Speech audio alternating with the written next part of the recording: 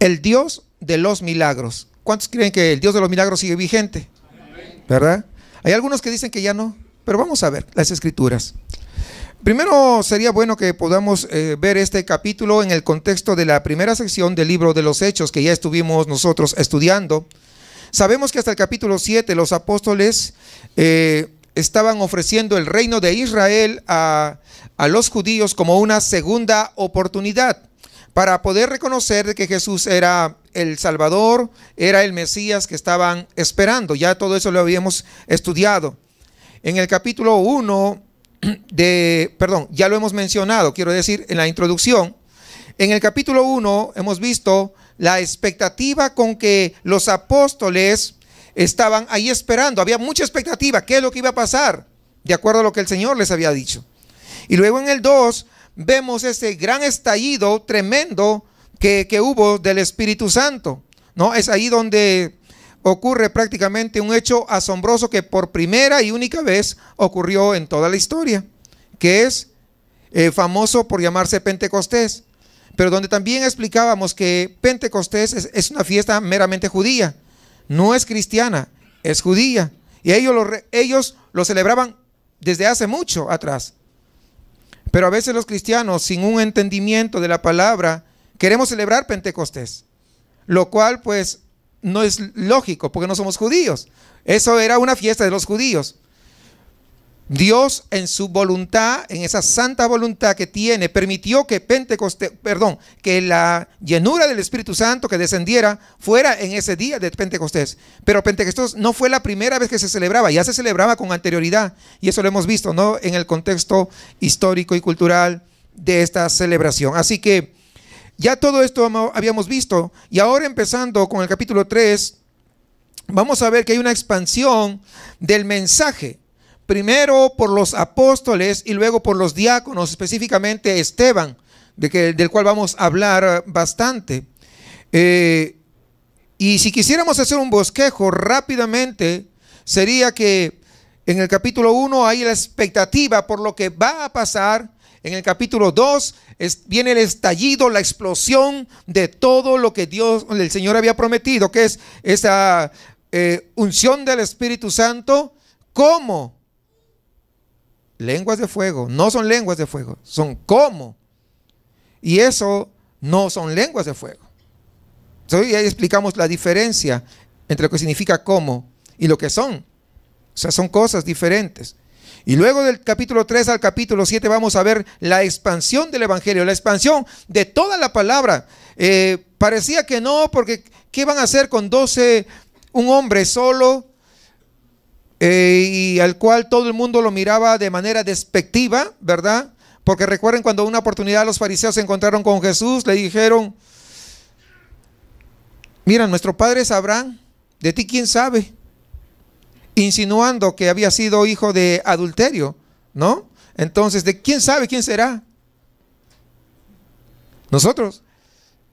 ¿Y qué le dijo Jesús? Si vuestro padre fuera Abraham, las obras de él hicierais.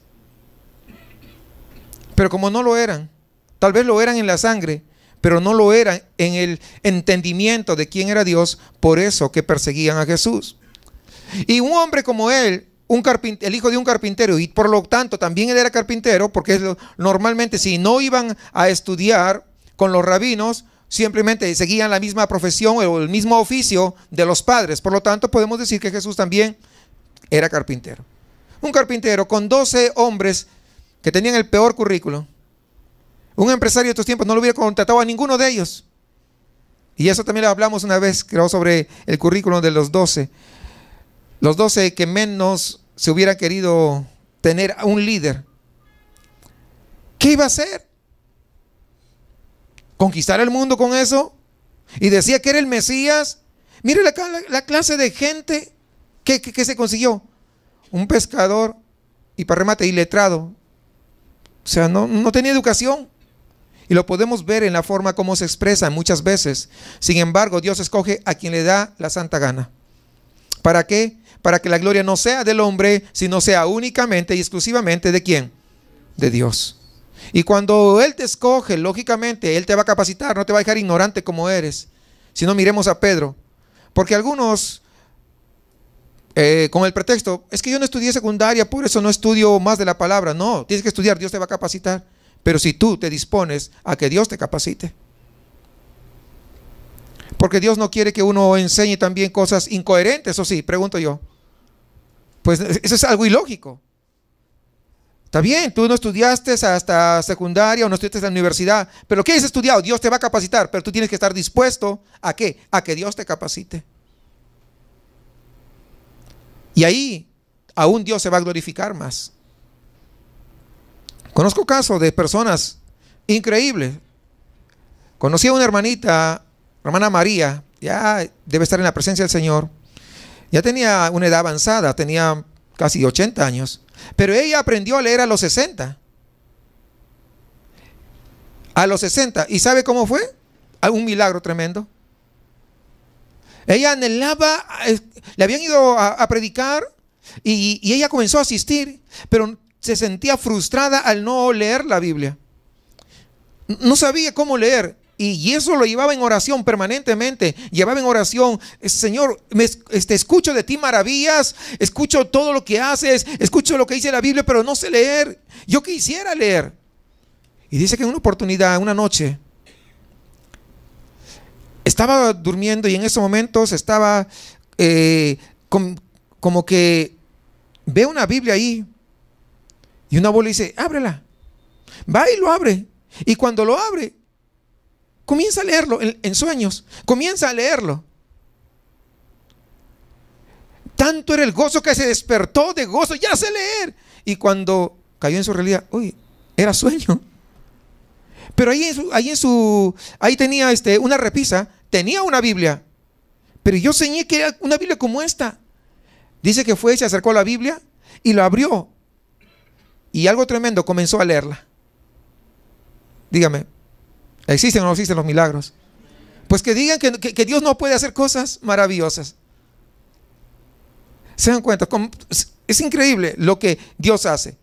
Hombres iletrados, pero Dios los usa para su gloria. Y a través de esos hombres es que se expandió el evangelio, se expandió la palabra.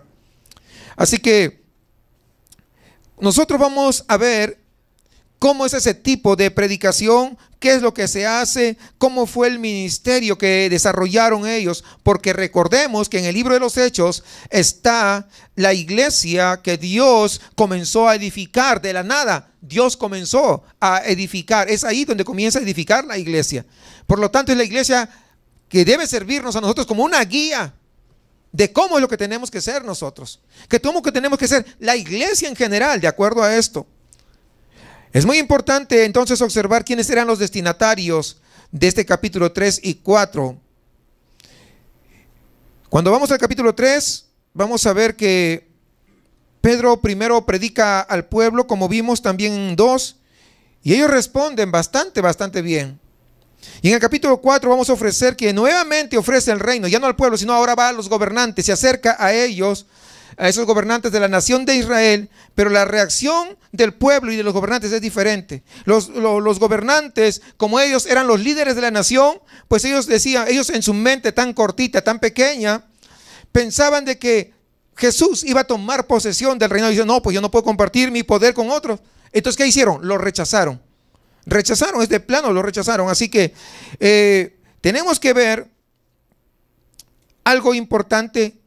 Cómo desarrollaban esa labor, cómo es que se expandió la palabra, el evangelio, cómo de ser apenas 12 y unos cuantos más, comenzó a crecer por un lado, por otro lado, por otro lado. ¿Cómo? Porque si Dios nos ha dicho que va a haber algo de eso, tenemos que ver qué está pasando, qué es lo que sucedió aquí. Tiene que haber un antecedente. Así que vamos a Hechos capítulo 3, versículo 1. Pedro y Juan subían juntos al templo a la hora novena de la oración. ¿Cómo subían? Juntos. A la hora novena de la oración. La hora novena pues es las 3 de la tarde, ¿verdad? Porque recuerden que el día se comienza a contar a partir de las 6 de la mañana, entonces son las 3 de la tarde. Aquí hay dos cosas que deberían llamarnos la atención en este primer versículo para ya ir empezando el desarrollo. Pedro y Juan suben al templo juntos.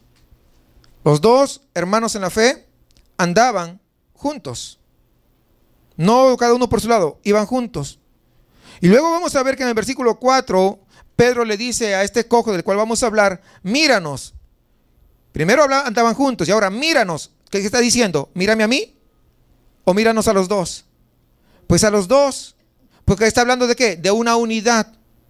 Él, a pesar que él era el que platicó, el que fue el interlocutor, sin embargo, él solo no se quiso llevar la gloria. Dijo, míranos. ¿Por qué? Porque los dos somos del cuerpo de Cristo.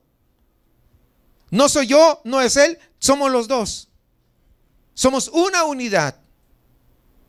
Porque ahora es lo que somos nosotros. Una unidad. ¿Cuántos son esa unidad? Porque de eso es lo que está, es la lección que tenemos que ver aquí. Vemos que hay unanimidad entre ellos y esa unanimidad tendría que ser la misma unanimidad que debe existir el día de hoy. Porque la iglesia del Señor no es diferente. La iglesia del Señor sigue siendo la misma, sigue siendo lavada, sigue siendo restaurada por la sangre de Cristo Jesús. Y tiene el mismo efecto que ocurrió hace 2000 años en estos momentos. ¿Cuántos entienden eso? Y si hoy día alguien fuera salvo, también sería igual que nosotros, tendría que tener la misma unidad que en esos tiempos, o que los que tenemos más tiempo en los caminos del Señor. Por eso que para el Señor no hay eso de que yo soy más antiguo, de que yo tengo, mira, no te sientes en esa silla porque yo está mi nombre, ya llevo tanto tiempo, desde que empezamos la iglesia, tengo más de 5 años, o sea, y es mi lugar. Tal vez usted se ríe, pero es porque desconoce, porque esto no hay acá. Pero yo conozco lugares, hermanos, donde hay lugares de privilegio para ciertas personas. Y solamente ellos son los que se deben sentar. Si tú eres el que más das, económicamente hablando, pues tú tienes un lugar ahí preferencial, VIP. ¿No? Es como si tú compraras tu palco para que puedas llegar a la iglesia. Eso hay dentro de las iglesias el día de hoy. Tremendo negocio.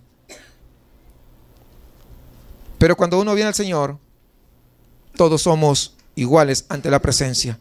Sin embargo, hay diferentes responsabilidades. Eso también les expliqué.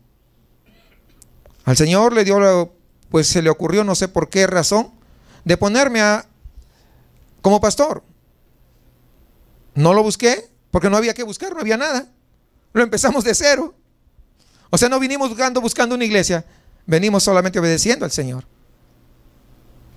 Pero cuando nosotros comenzamos a poder ser salvos, tenemos que trabajar, tenemos que pensar ¿cómo? Como unidad, no cada uno por su lado. Las divisiones en una iglesia local empiezan cuando los miembros tienen sus prioridades más importantes que la misión de buscar y salvar a los inconversos. Porque lo que nos lleva a nosotros a estar juntos es ese yugo. ¿Sabe cuál es ese yugo? Ese yugo que nos une se llama la misión que tiene la iglesia, y eso está representado en lo que nosotros conocemos como la Gran Comisión. Todos somos parte o no somos parte. Si nosotros somos parte, eso viene a ser el yugo que nos va a juntar. Un yugo, si vamos a hablar entre las herramientas de trabajo en la agricultura, es aquella estructura de madera o algunos mezclados con fierro que permite unir a dos bueyes que van a arar juntos la tierra, y que ese yugo van amarrados a los cuernos de tal manera que ni uno se va adelante ni el otro se queda atrás, sino que los dos empujan fuerte, firme, y avanzan y hacen esos surcos como tiene que hacerse. Entonces, el yugo que nos une a usted y a mí es la palabra de Dios, es el gran mandamiento de ¿qué? De ir y predicar su palabra. Nos tenemos que desvivir por eso. No necesariamente, tal vez no pueda llegar porque algunos de ustedes viven distante. Tal vez no puedan llegar los días sábado de evangelismo, pero usted puede evangelizar por su casa, usted puede evangelizar a su familia. O sea, esa misión que ha sido delegada en nosotros, no la podemos descuidar. Y el otro día les explicaba que hay 3 formas de poder cumplir esa misión, de tal manera que ninguno se escapa. Todos nosotros estamos ahí. Así que ese es el yugo. Si el evangelismo y el discipulado no son prioridades para un miembro de una congregación, entonces esa persona no se está sometiendo al yugo. Por lo tanto, no está guardando la unidad. ¿Por qué? Porque no está en el yugo, está fuera. ¿Sí me explico? No está arando juntos, no está trabajando juntos. Sin embargo, acá lo vemos juntos, a Pedro y a Juan, como si un yugo los estuviera ahí, los dos juntos. Esa palabra unidos da la idea de que van a la par, de que no va nadie delante. Aunque Pedro es el que habla, sin embargo, Pedro no se lleva las palmas solo. ¿Se da cuenta? Por eso que dice, iban juntos. Míranos. Sí, no sé si entendemos eso. Ahí está explicando. Así que Pedro y Juan forman un equipo y dice que suben juntos al templo para la oración. Y cuando se refiere al cojo, se refiere a nosotros. Míranos. Fíjense, no dice mírame, míranos. No quiere resaltar por encima de Juan. Eso es el cristiano. No quiere ser exaltado más que los demás. De repente, porque a veces hay una costumbre tan malísima en que cuando alguien destaca, cuando de repente alguien ya, el pastor le da oportunidad para que predique, o de repente es un miembro destacado en la parte de musical, ya muchas veces se cree que está por encima de los demás. Algunos se creen más espirituales. Algunos se creen que ya es lo máximo, que se sabe todo, por eso que ni Biblia llevan. Conozco muchos que van a la iglesia, pero ni siquiera llevan Biblia. Ahora dirán, es que de repente su teléfono, pues ni en su teléfono, tiene cualquier otra tontería en los teléfonos, menos la Biblia. ¿Qué puede ministrar alguien que no estudia la palabra? Pues no. Nosotros tenemos que cantar la palabra, estudiar la palabra. No es resultar como aquel muchacho que tenía, según él, su ministerio y tenía tremendo equipo, de producción, tenía tantos instrumentos, pertenecía a un grupo, dice, a un ministerio musical. Y cada vez que yo llegaba, bajaba el volumen. Y yo decía, ¿por qué baja el volumen? Yo no captaba la idea. Hasta que un día llegué a un horario desacostumbrado. Y cuando llego, pues escuchando música del mundo. Y se dio cuenta ya muy tarde ya, cuando yo ya estaba en la puerta. Porque vivía, la puerta estaba pegadas una al frente de la otra. Y salió y me dijo, ay hermano, estoy escuchando para aprenderme unas notitas e inspirarme. No, casi me da ganas de darle unas bofetadas, pero en el espíritu. Se las di. Le dije, o sea que el Dios que tú tienes no es suficiente para poder inspirarte. No es suficiente para poder. Si Él te llamó, Él te va a educar, Él te va a enseñar, Él te va a mostrar, Él te va a hacer que desarrolles ese don, ese talento que tienes. Tú no necesitas buscar al mundo, porque Dios no quiere las obras del mundo. Él quiere cosas auténticas. Entonces, no podemos traer las cosas del mundo y quererlas acá, meter. Tiene que haber unidad, hermanos. No olvidarse. Si vamos a desarrollar en la parte musical, tiene que haber una unidad. Nadie se exalta porque alguien sabe más. No, nadie. En la labor donde se desarrollen las maestras. No, es que yo sé preparar esto y aquello y lo otro. No, no. Van a trabajar en unidad. En el área donde usted esté desarrollándose, porque cada uno tiene donde trabaja, tiene que hacerlo en unidad. No, es que a mí no me cae. ¿No te cae quién? ¿Tu hermana? Pues arrepiéntete. ¿O no es cierto? Tiene que arrepentirse, de tal manera que haya unidad. Hay un ejemplo tremendo. Podríamos hablar muchísimo sobre la unidad. Así que Pedro y Juan, si usted se da cuenta, son responsables y cumplidos en lo poco, no en lo mucho, en lo poco. Ellos estaban subiendo al templo a la hora novena, ya les dije que era a las 3 de la tarde aproximadamente, para orar y también para evangelizar a los judíos que estaban ahí.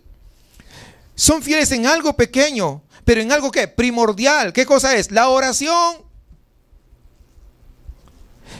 Nosotros, hermanos, tenemos que también ser imitadores de ellos. También tenemos que ser fieles en lo poco. ¿Qué cosa es? La oración, pero también la palabra. Para poder, ¿qué? Evangelizar. 3 cosas fundamentales. Poco, pero a la vez lo primordial. Eso es en lo poco. En lo poco es orar, escudriñar la palabra, pero también evangelizar. Porque si no, ¿cómo va a crecer cómo crecemos? Tenemos que evangelizar, ¿sí o no? Y eso ya hemos hablado bastante sobre esto. ¿Es muy complicado? Son 3 cosas. Esas son las prioridades del Señor en nuestras vidas. Son relativamente pocas. Es lo que nosotros tenemos que hacer.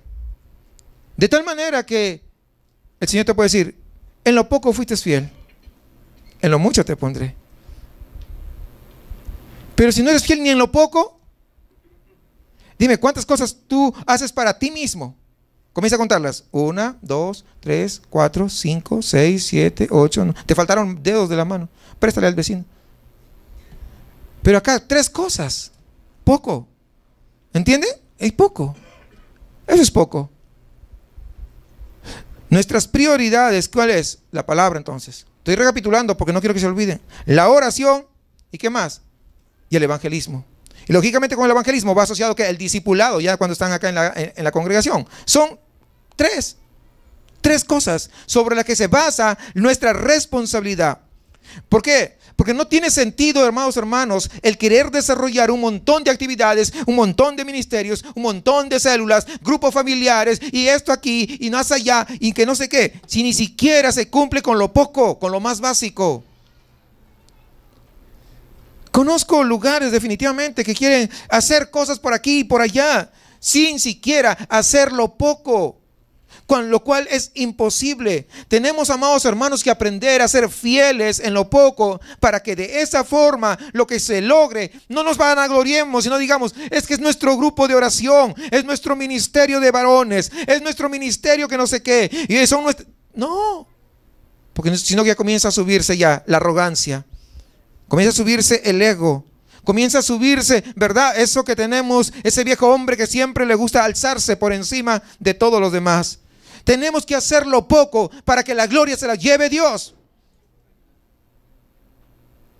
Para que no digamos, es que tanto esfuerzo que dice, no, pues no. Para que la gloria se lo lleve Dios. ¿Cuántos entienden eso? Porque es lo que debe ser nuestro anhelo permanente, de que la gloria, toda la gloria, ni un solo poquito para nosotros, sino que toda la gloria sea para el Señor. Entonces, hermanos, en este primer versículo vemos 2 cosas muy importantes: la unidad, pero también la fidelidad, es decir, la constancia. Y esto no es que voy a orar cuando estoy en problemas. Cuando estoy en problemas, entonces ahí voy a orar. O cuando tengo ganas, ay, que no tengo ganas de orar. O voy a ir a la iglesia también igual. No, acá vemos unidad, pero fidelidad.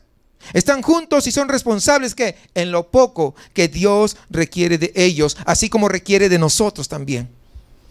Cuando pasamos al versículo 2, vamos a ver este hombre cojo, también tiene mucho que enseñarnos. Ya vimos la lección de Pedro y de Juan, lecciones acerca de cómo debe ser un discípulo fiel.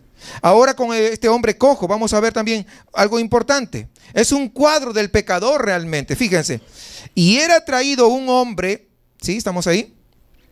Cojo de nacimiento, a quien ponían cada día a la puerta del templo que se llama La Hermosa, para que pidiese limosna de los que entraban en el templo. Si se dan cuenta, el cojo no venía solo, era traído por otras personas. El cojo era completamente impotente de hacer algo por sí. De igual manera que él era incompetente para poder ayudarse a sí mismo, porque era desde que nació. Así es el inconverso, así es el pecador. Fue formado en maldad, nació en pecado, y eso dice Salmo 51, 5. He aquí en maldad he sido formado, y en pecado me concibió mi madre. Es la naturaleza del hombre. Es decir, es incompetente para poder hacer algo para salvarse. ¿Qué hemos hecho? ¿Qué hizo usted? ¿Qué hizo yo? ¿Hicimos algo?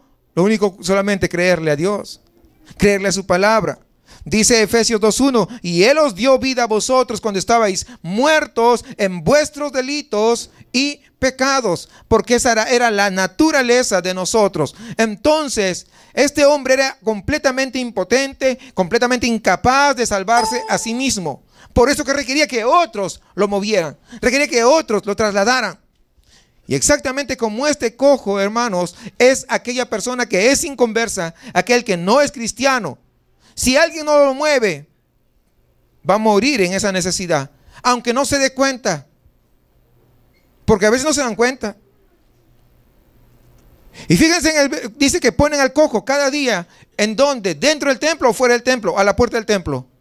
Pues dice que a la puerta del templo. O sea, ¿qué significa eso? Está fuera de la morada de Dios, exactamente como el inconverso. El pecador, el que está perdido, no mora en la presencia de Dios. Puede que ser que llegue al espacio físico, pero no está ante la presencia misma de Dios. Porque no es lo mismo. Y jamás un inconverso va a morar en la presencia santa si no es libre de su lepra, como decíamos en Levítico. A menos que Dios obre algo extraordinario. Veíamos que en Levítico los leprosos no vivían dentro de la ciudad, vivían fuera de la ciudad. ¿Por qué? Porque en la ciudad estaba en medio del campamento, estaba, ¿qué cosa? El tabernáculo. Y allí estaba la presencia de Dios. Por eso que los que eran leprosos eran considerados inmundos y eran sacados fuera del campamento. Igualmente, cuando alguien es pecador, cuando él es un inconverso, cuando no se ha arrepentido, cuando todavía no es hijo de Dios,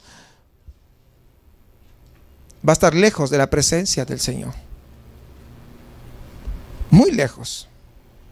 Y si no ocurre un milagro en esa vida, morirá estando lejos de la presencia del Señor. Y al igual que la lepra se sanaba sin que nada supiera, por un milagro extraordinario, por algo, un fenómeno extraordinario de parte de Dios, es igual con el pecador. Hoy en este momento es pecador, después de arrepentirse ha sido salvo.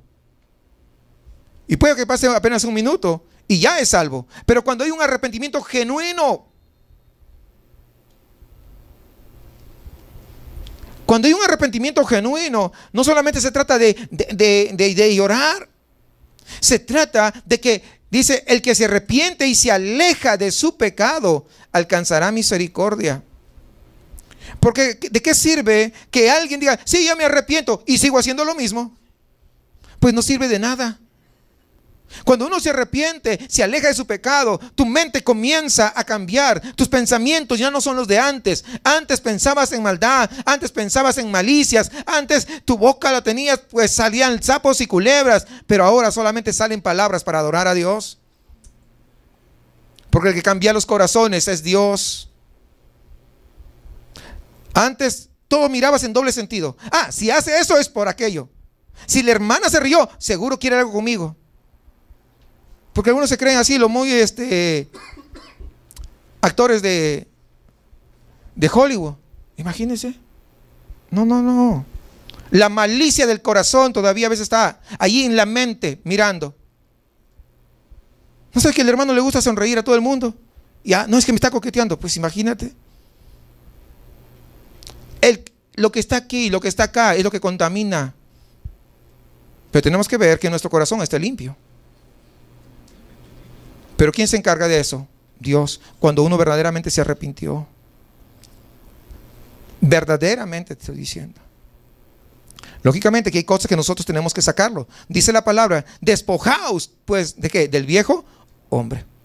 O sea, hay cosas que tenemos que sacarlas nosotros. Versículo 3. Aquí el cojo no sabe cuál es la verdadera necesidad. Fíjese. Cuando vio a Pedro, está hablando del cojo, ¿verdad? Y a Juan, que iban a entrar en el templo, les rogaba que le diesen limosna. Pero con Juan, fijando en él los ojos, le dijo, míranos. Miren, ahí está. Míranos, en plural. ¿Se dan cuenta? Míranos a los otros dos. Entonces él les estuvo como atento. Wow, a ver qué me van a dar estos. Esperando recibir de ellos algo. Él quiere, ¿qué cosa? El dinero. ¿Sí o no? Porque él esperaba una limosna. ¿Es cierto o no es cierto? Pues el inconverso también es igual. El inconverso siempre está buscando equivocadamente la felicidad, la comodidad, el dinero, el sexo, el poder, la satisfacción. Todo lo que satisfaga su sensualidad es lo que anhela. Es lo que es el inconverso. Él no tiene hambre y sed de Dios, tiene hambre y sed de llenar más sus bolsillos. Así que vaya pensando. Cuando alguien te ofrece por televisión, por radio, trae aquí, o yo hago esto y yo aquello, y yo declaro cosas como que van a darte el 100 por 1, sacando versículos de contexto, pues ya sabes a dónde va. Y vamos ahí los corazones avariciosos. Porque si no hay corazones avariciosos, todo eso se morirían de hambre. Pero como ellos saben que hay corazones avariciosos, dice, wow, pues gano más que en el banco. Si yo deposito 5,000 pesos en el banco al año, me da 5 pesos. Y este dice que me va a dar 100 veces más. Wow, saca la cuenta, 5,000. Si yo le doy 5,000, a ver, por 100, déjame sacar, son, wow, medio millón de pesos. No, pues está bien. Y en un ratito, ¿no? Este hombre, este cojo, él les pidió una limosna. Porque la necesidad del cojo es la sanidad. ¿O no es cierto? Pero él está pidiendo una limosna. Fíjese, así son los inconversos. El inconverso quiere muchas cosas. Y cuando está atribulado, como pasando alguna situación, lo que quiere es que salir del apuro, del aprieto. Pero no se da cuenta que lo que necesita verdaderamente es la sanidad espiritual. ¿O no es cierto? ¿Es cierto o no es cierto? Sí.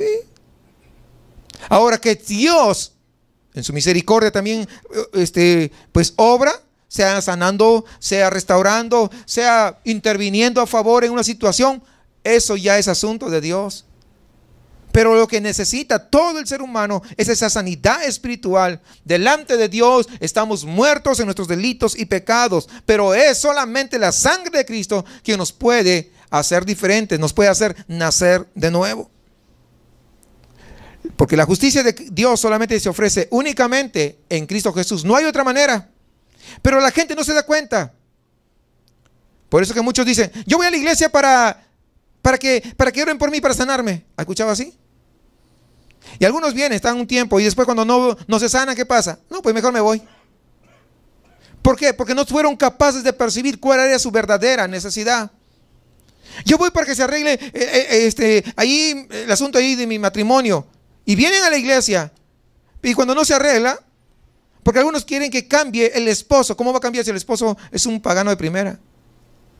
No va a cambiar.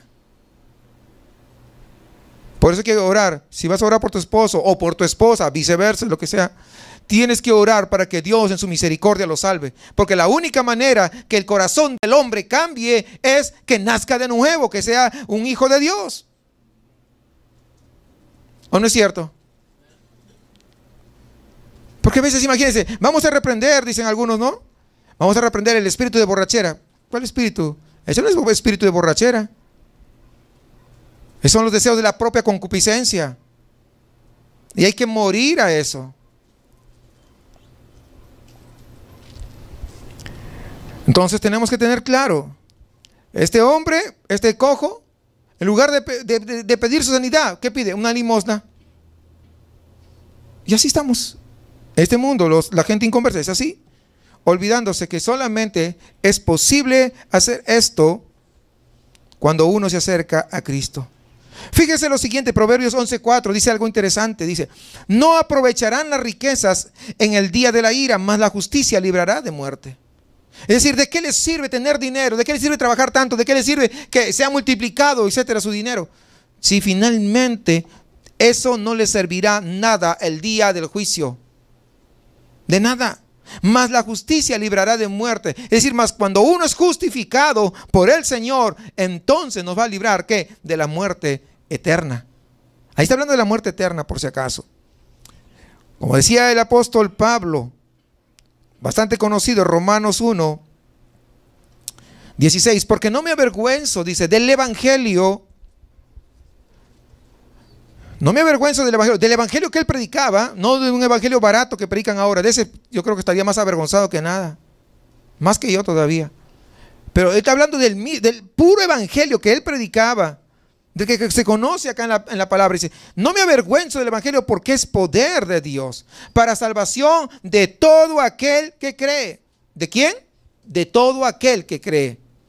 No de todo aquel que Dios escogió con anticipación y todo, no, no, no, de todo aquel que cree.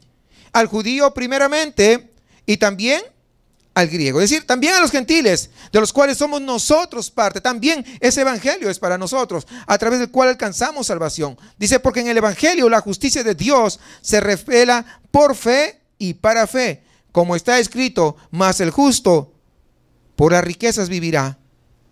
¿No dice así? Ah, bueno. Es porque la gente quiere anhelar más riquezas, tener más y esto, más. Hay que tener un trabajo digno, lógicamente, porque necesitamos comer, ¿o no? Vestirnos, pero no estar con ese corazón lleno de avaricia para tener más y más y más. Más el justo, dice, por la fe vivirá. Porque la ira de Dios se revela desde el cielo contra toda impiedad e injusticia de los hombres que detienen con injusticia la verdad. Pues, como decía Heiner, ¿qué comentario hacemos? Sí, está claro, bastante claro. Sigamos entonces el 5, ahí de Hechos. Entonces, dice, él les estuvo atento esperando recibir de ellos. Es decir, el cojo estaba esperando algo de parte de Pedro y de Juan. Y así como el cojo espera recibir algo de Pedro y de Juan, así el pecador tiene ese mismo derecho de esperar algo de parte de nosotros los cristianos. Por eso que usted no sé, usted ha visto que cuando alguien está pasando alguna circunstancia, le dice, oye, yo sé que tú vas a la iglesia, ora por mí. ¿Le ha pasado eso o no? ¿Sí o no? Es porque él espera recibir algo de parte de usted. ¿Sí? ¿Entendemos eso? O sea, él espera recibir algo de parte de usted, algo que él no tiene, pero que usted sí lo tiene. Porque si nosotros somos realmente lo que profesamos, es decir, que somos cristianos, debemos a los inconversos algo, y por lo tanto ellos tienen el derecho de esperar algo de parte de nosotros. Dice el apóstol Pablo ahí en Romanos 1:14 y 15, a griegos y a no griegos, a sabios y no sabios, soy deudor. Soy deudor. Así que en cuanto a mí, pronto estoy a anunciaros el evangelio. No es que me rueguen, no es que me pagan los pasajes, me ponen en un hotel 5 estrellas y quiero taxi de lujo cuando me vayan a recoger al aeropuerto, y también cuando vaya a predicar. Yo no cualquier agua, por favor, yo necesito esta agua especial que lo traen desde Francia, importada, y cada botecito cuesta 200 pesos. Y por lo menos yo necesito 5 botellas porque yo soy así.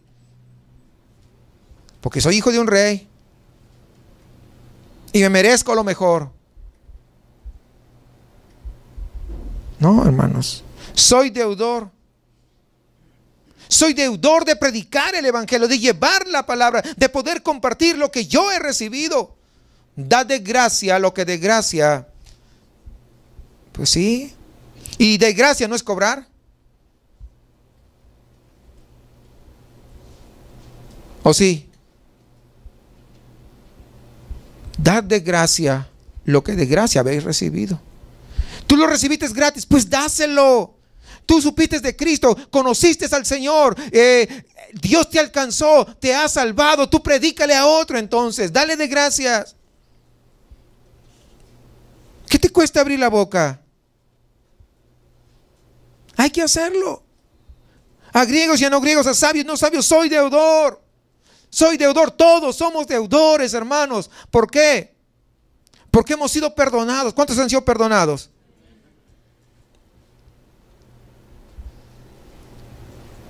Entonces somos deudores de Dios. Por lo tanto tenemos que no callarnos, tenemos que seguir hablando a otras personas. No condicionar para poder hablar el consejo de la palabra de Dios. Somos deudores, y si somos deudores deberíamos estar prontos para poder hablar con quien se nos cruce en el camino. El que vende el pan, todas las noches que usted va a comprarle, pues no le dé su dinero así solamente por el pan. Predíquele. Cuando se va a cortar el cabello, predíquele al que le está cortando el cabello. Pues ¿cuánto tiempo pasa? 15 minutos cortando el cabello, 10 minutos. Los hombres, digo, ¿no? A las damas sí se demoran un poquito más. Un poquito nomás, no tanto. Predíquele. Imagínense el día del juicio en que esta persona que usted conoció y que todos los años usted era la persona que donde iba y le cortaba el cabello, que le diga, tú no me dijiste qué es lo que tenía que hacer.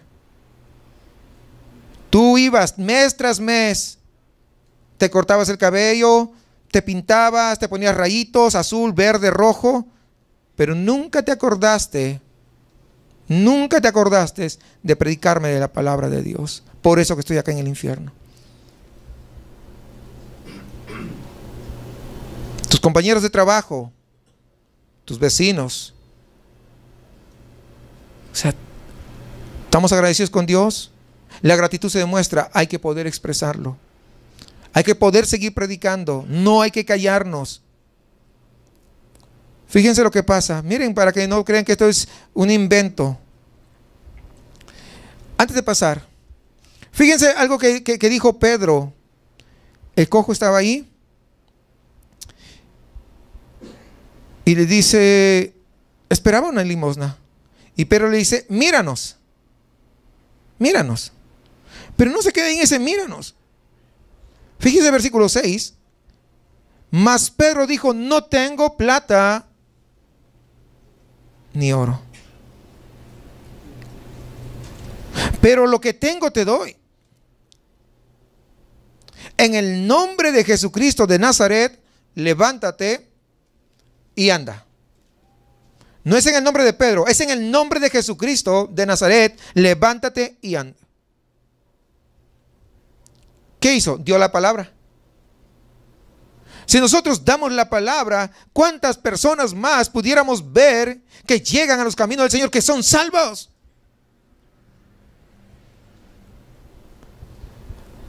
Pareciera que algunos ven la iglesia llena y se contentan, ya no siguen predicando con ese mismo ímpetu de antes.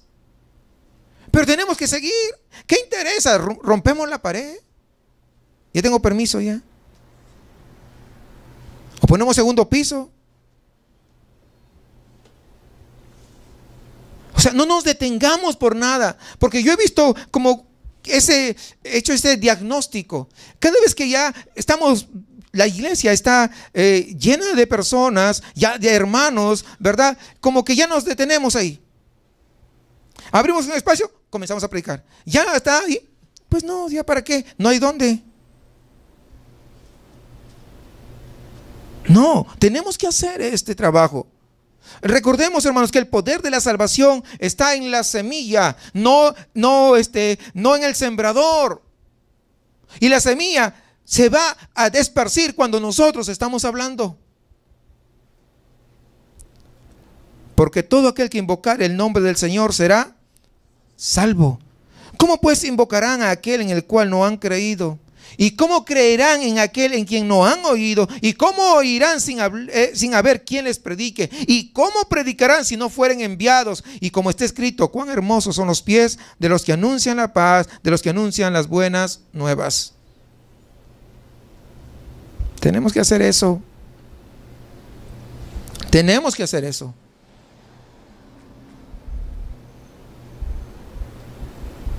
Y aquí dice ¿y cómo predicarán si no fueren enviados? Eso significa que hay una dependencia de la iglesia. Que es la iglesia los que les envía. No divide la iglesia para que se lleve la mitad. La iglesia lo envía a donde va a abrir la obra. Tiene el respaldo de la iglesia. Entonces va a ser prosperado. Porque va en orden. ¿Sí entendemos eso?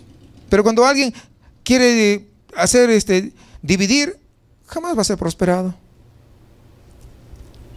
Ahora, fíjense esto, versículo 7.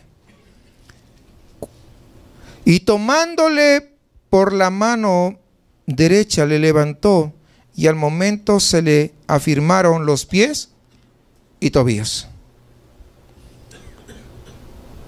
Muchas veces, ¿qué es?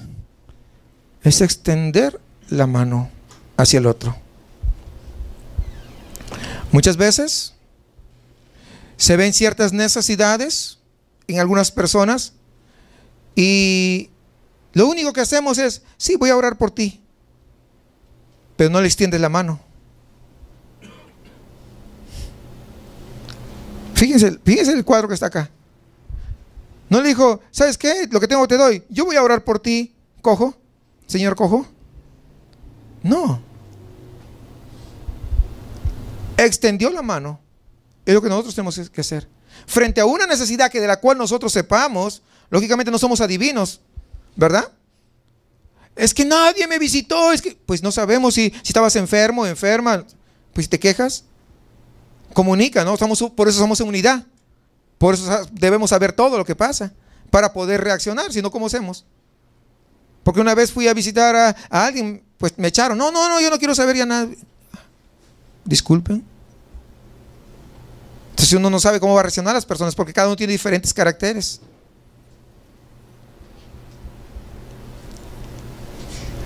Pero tiene que haber esa unidad. Siempre tenemos que estar dispuestos a extender la mano. Y extender la mano no solamente físicamente, porque de repente tiene una necesidad. Pues meto mi mano a mi cartera y la extiendo, pero para poder suplir esa necesidad si está dentro de mi alcance. ¿Entendemos eso? Entendiendo que eso en primer lugar es en la familia de la fe. En primer lugar. Porque una vez conocí a un hermano que decía, no, yo no doy mi diezmo en la iglesia, pero yo le doy mi diezmo allá a los pobres. Voy y compro y les llevo comida a todos los desamparados. Y yo le dije, ¿en serio, hermano? Wow, mire, ¿de dónde me sacó usted esa enseñanza? Es que yo lo siento en mi corazón. Pues imagínense, ¿qué cree que le dije? Ay, qué bonito tu corazón. Le dije, recuerda una cosa, engañoso es el corazón más que todas las cosas. ¿Quién las conocerá? O sea, jamás pensemos nosotros mejorar el método de Dios. El método de Dios es, lo bíblico es traer, ¿qué cosa? ¿Las ofrendas a dónde? Ah, pues sí, se da cuenta. Es lo bíblico. Si después de traer lo que corresponde, queremos dar, pues bienvenido.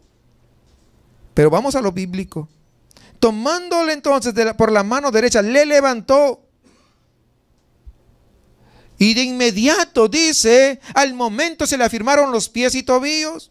Igual es la salvación del inconverso. Cuando se arrepiente verdaderamente, Dios como si extendiera su mano y en ese instante, ¿qué cosa? Recobra la vida.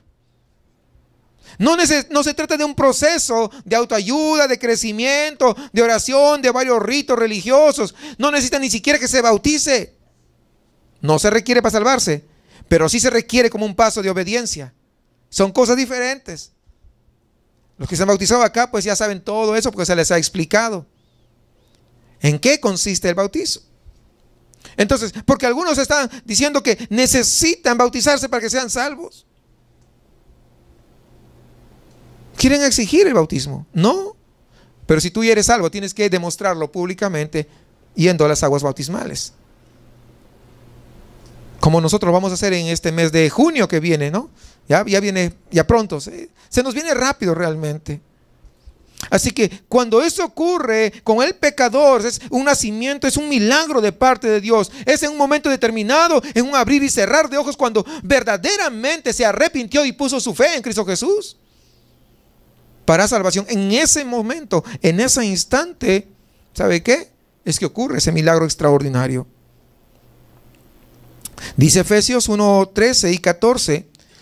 En él también vosotros, habiendo oído la palabra de verdad, el evangelio de vuestra salvación, y habiendo creído en él, ahí está, mire los pasos, fuiste sellados con el Espíritu Santo de la promesa, que es las arras de nuestra herencia, hasta la redención de la posesión adquirida para alabanza de su gloria. En ese momento fuimos sellados con el Espíritu Santo de la promesa.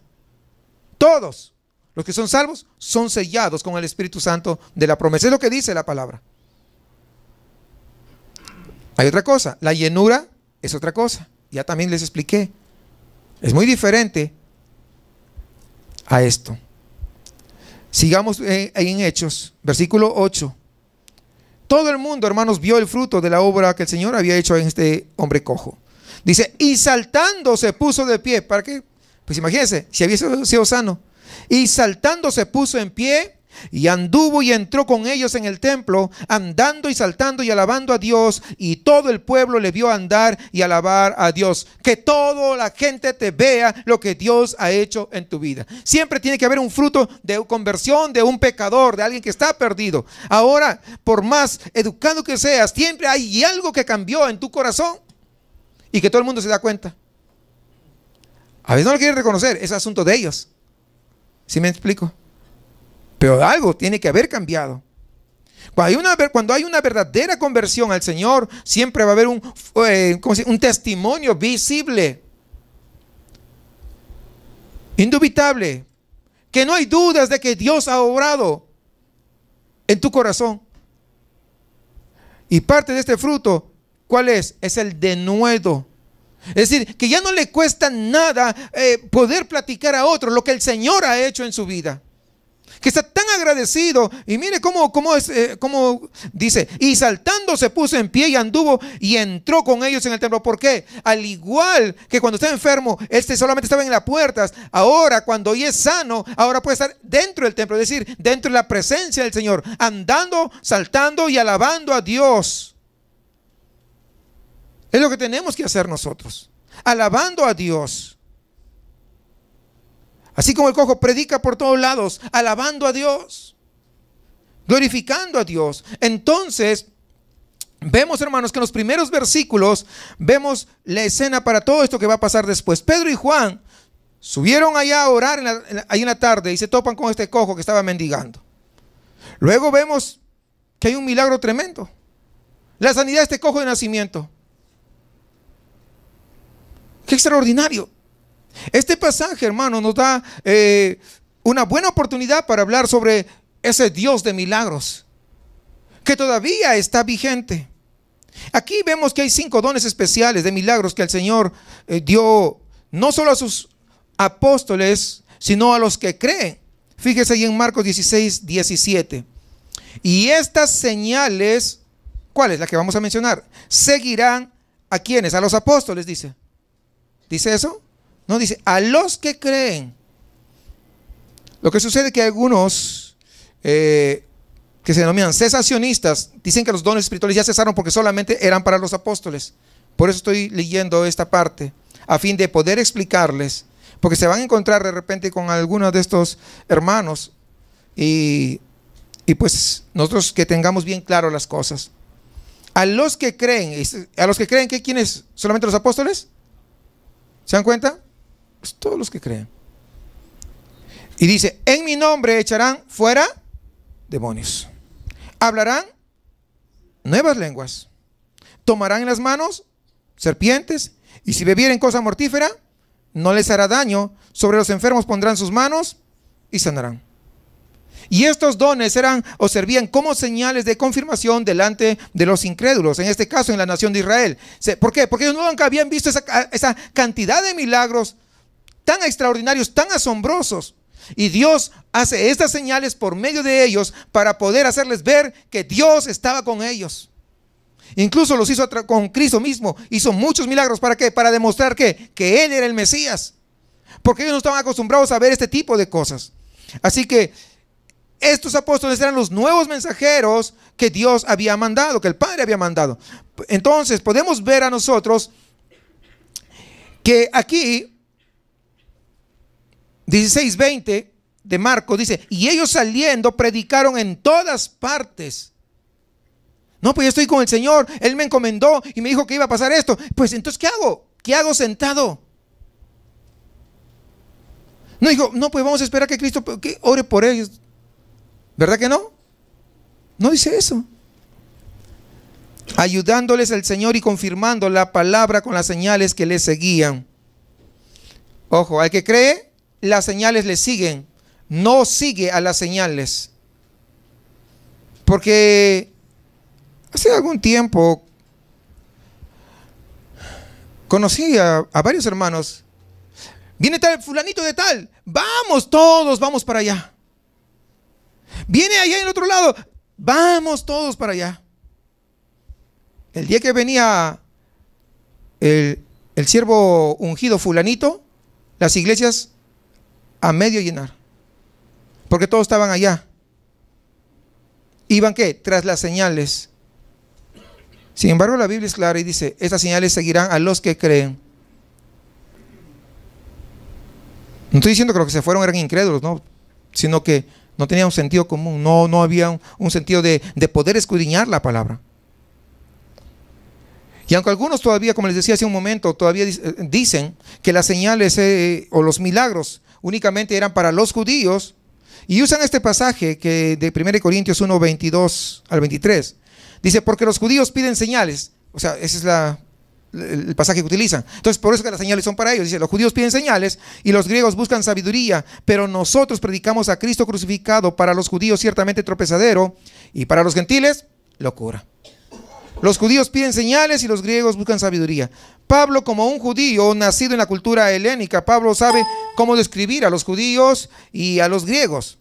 Los evangelios, sin embargo, cuando hemos estado estudiando, vemos que los judíos permanentemente exigen a Jesús que les diera señales. Yo les pregunto, ¿cuántas señales le dio Jesús? Pues ninguna. ¿Por qué? Porque Jesús no es ningún monigote que se deja manipular. Él es Dios y a Dios no se le manipula. Y cuando Jesús se negó a hacerle las señales, ellos dijeron, antes no te creemos que tú eres tan igual que el Satanás. Si tú verdaderamente eres hijo de Dios, di a estas piedras que se conviertan en pan.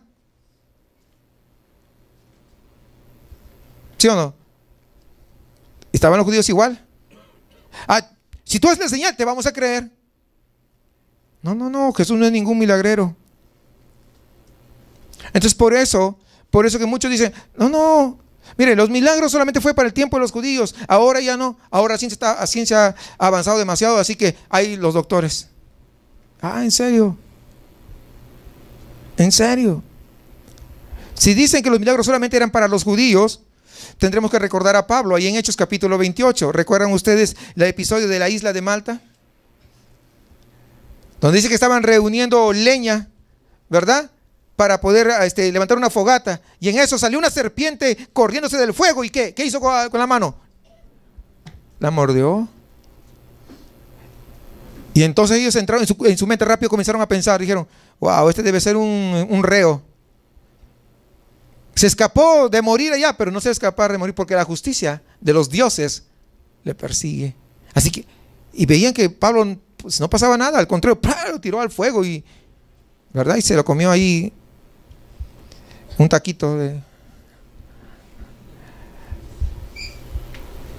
Pasó y la gente se quedó mirando, y cuando vieron que no pasaba nada, porque era de las más venenosas, imagínense, que no pasó nada, entonces comenzaron, wow, no, nos seguimos equivocado en nuestro pronóstico, no, este tiene que ser un Dios, y creían que Él era Dios. Y pregunto, ¿quién hizo ese milagro para que el efecto del veneno sea neutralizado? Y ya no estaba con los judíos, Y alguien dirá, pero Pablo era judío, medio judío. Bueno, sí, pero vamos un poquito más adelante. Si vamos al 28, a ver si me lo pone, 28, el 7 al 9, miren, para que vea de que los milagros, quiero que quede sentado esto bien claro, hermanos, porque se va a encontrar con esto. Está abundando, dice. Y en aquellos lugares había propiedades del hombre principal de la isla llamado Publio, quien nos recibió y hospedó solícitamente 3 días. Y aconteció que el padre de Publio estaba en cama, enfermo de fiebre y de disentería, y entró Pablo a verle, y después de haber orado le impuso las manos y les sanó. Hecho esto, también los otros que en la isla tenían enfermedades venían y eran sanados. ¿Qué me dicen? ¿Eran judíos?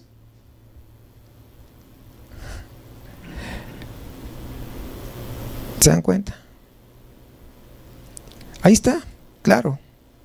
O sea, los milagros no solamente eran para el tiempo de los judíos, porque Dios sigue siendo Dios todopoderoso. Pues si no, hermanos, que le pregunten a todas las personas, dicen, no, es que la mayoría que dice que ha sanado solamente son cuestiones psicológicas. No, o sea, se agarran de esa parte, no, sanaron de dolor de migraña. No, pues muchas cosas tienen que ver la parte emocional. No, pues, pero díganle a aquellos que se sanaron de SIDA, a ver. Díganle que le digan, no, Dios no existe, Dios no es milagroso, pues. Que le digan. Gente que se sanó de SIDA, que se sanó de cáncer. Una muchacha señora, ¿no? Que nació sin útero. Imagínense, es un caso extraordinario. No, pues no puede tener hijos. Es imposible. Pero para Dios no hay nada imposible. Dios le puso un útero nuevo, nuevecito, de estreno. Ese es el Dios que servimos. Cuando alguien venga, imagínense, pues que le diga a mi mamá que hace 30 años Dios la sanó de cáncer. No teníamos dinero para ir a los doctores, pero teníamos al Todopoderoso.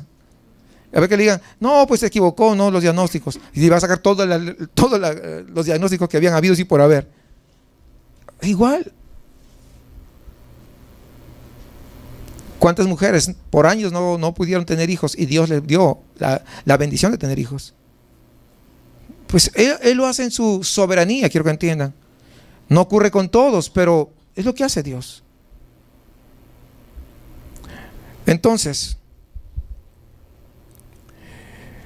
vemos que si bien es cierto, los milagros que se hicieron eran señales para confirmar o para aprobar a ese nuevo mensajero que Dios había mandado al pueblo de Israel, con un nuevo mensaje, el cambio del pacto. Y sin embargo, ¿sabe qué? Eso no debemos quedarnos con esto de que solamente era para ellos, porque aún el día de hoy, aún nuestro Dios sigue haciendo milagros. Fíjense, Hechos 2:22 dice, varones israelitas, oíd estas palabras, Jesús Nazareno, varón aprobado por Dios entre vosotros, con las maravillas, prodigios y señales que Dios hizo entre vosotros por medio de él, como vosotros mismos sabéis. Es decir, Dios, el Padre, dio esa capacidad de tal forma que pudiera hacerse milagros como evidencia de que él era el Mesías que todos los judíos estaban esperando. Pero ni aún así le quisieron creer, ni aún así. Entonces ya vimos cuál era el propósito de estos milagros en ese momento, para confirmar su nombre, confirmar la veracidad del nuevo mensaje del Mesías. Eso estaba confirmando. Entonces, amados hermanos, nosotros tenemos que tener muy en claro que Dios sigue siendo todopoderoso. ¿Es cierto o no es cierto? Y que todavía sigue haciendo milagros. Sin embargo, ojo, no hay que olvidarse que la Biblia dice que por el hecho que alguien haga milagros no significa que sea verdadero también. Así que hay que tener cuidado, porque habrá falsos maestros, habrá falsos apóstoles que se meten encubiertamente en la iglesia y hacen las señales que se estaban dando, pero no son ministros de Dios.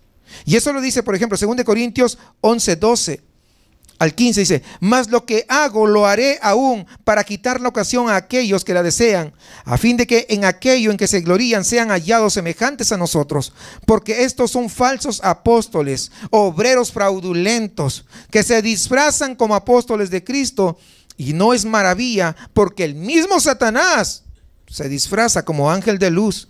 Así que no es extraño si también sus ministros se disfrazan como ministros de justicia, cuyo fin será conforme a sus obras. Es decir, ¿cómo entran? Disfrazados. Cuidado, cuidado. No olvide que el diablo también puede hacer señales, prodigios y milagros. ¿Sí lo sabe eso, no? ¿Lo sabe o no lo sabe? Pues sí, la Biblia está clara.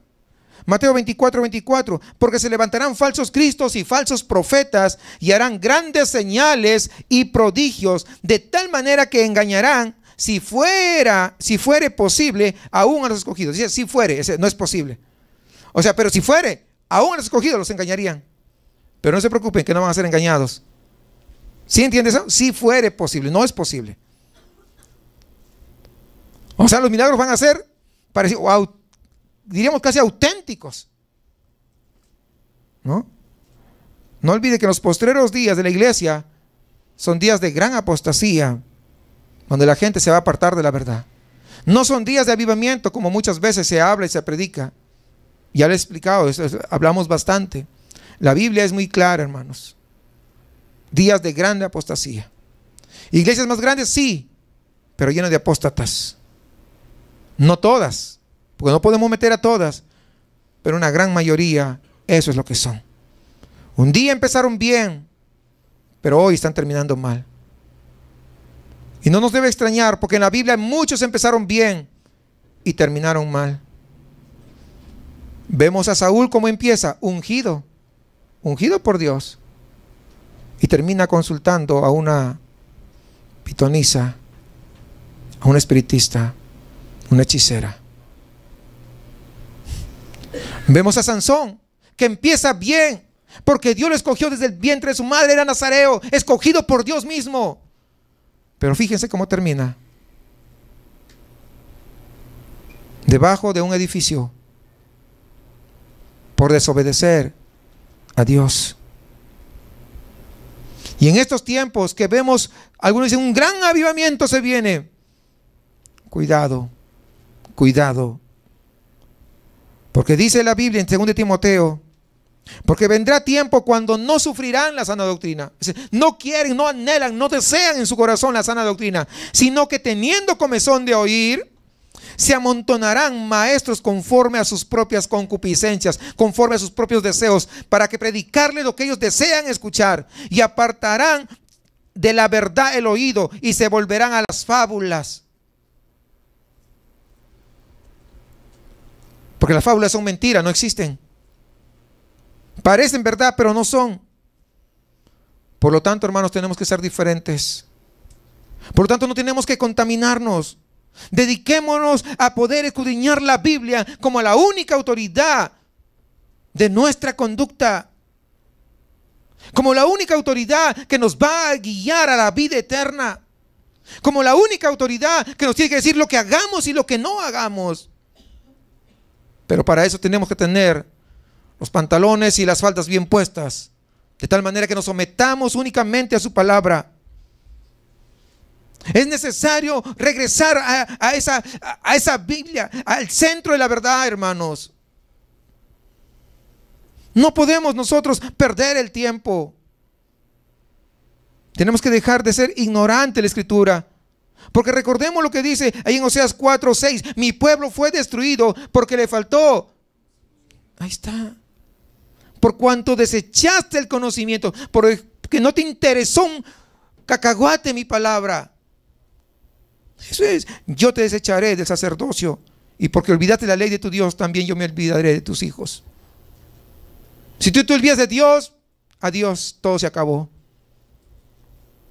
Tú decides. Yo puedo decirte al terminar esto, yo soy el pastor, te predico, te aconsejo, pero no te puedo exigir, pero sí te puedo decir que yo y mi casa serviremos a Jehová. Pedro y Juan entran juntos al templo. Ahí en la hora de la oración, en la tarde, juntos, unidos, aprendamos esa lección. La unidad es importante. La unidad, juntos. Cuando uno anda junto, no habla mal del que está al lado. Lo que deseas es su bien, porque eres parte de un solo cuerpo. Y cuando estaban avanzando, vieron al cojo, se sanó. Y dice que todo el pueblo le vio andar y alabar a Dios. y le reconocían que era el que se sentaba a pedir limosna a la puerta del templo de Hermosa, y se llenaron de asombro y espanto por lo que habían sucedido. ¿Por qué? Es lo que pasa con los incrédulos. Pero no es posible, yo te veía, no hombre, tú antes lo que eras, pues aprovecha y predícale. El milagro de la sanidad sirve para llamar la atención de los judíos incrédulos que estaban ahí en el templo. Y así es el propósito de las señales. ¿Para qué? Para llamar la atención. Pero esas señales no salvan a nadie, sino la salvación se obtiene a través de un verdadero arrepentimiento, poniendo la fe únicamente en Cristo Jesús. Nada más. Hermanos, unánimes y fieles en lo poco. No te exige más. 3 cosas. Ya las mencionamos: la oración, la palabra, evangelismo. 3 cosas. Si queremos ver a Dios trabajar entre nosotros, esto es lo que necesitamos. Necesitamos ser unánimos, necesitamos mantenernos en ese yugo, necesitamos ser responsables y cumplidos en lo poco, como Pedro y como Juan. Dice Oswald Smith: oh, mis amigos, estamos agobiados con incontables actividades en las iglesias, mientras que la verdadera obra de la iglesia, la de la evangelización y la ganar a los perdidos, está casi por completamente abandonada. Seamos unánimes y fieles en lo que Dios nos ha dado. Si lo hacemos, podemos ver a Dios trabajar en nosotros y a través de nosotros, pero si no, no esperemos que Dios pueda obrar. No porque Él no pueda, sino porque Él demanda fidelidad hacia Él. Y aquí podemos nosotros ver que lo que nosotros tenemos, eso es lo que tenemos que dar. Si tú eres un hijo de Dios, tienes a Cristo en tu corazón, muéstrale ese Cristo a esa persona que te rodea, con la que tú interactúas. No tengo oro ni plata, pero lo que tengo te doy, que es el evangelio de salvación, que te va a llevar a la vida eterna. Es lo que tenemos que compartir todos nosotros. Tienes que examinar en tu corazón si verdaderamente Cristo está morando ahí, porque Él tiene que ser nuestro modelo. Porque si Jesucristo no es nuestro modelo, no tiene una razón, hermanos, de que ni siquiera abramos la boca para predicarle, porque estaremos predicando una mentira. Asegurémonos que sea Él el dueño y Señor de nuestra vida y de nuestro corazón.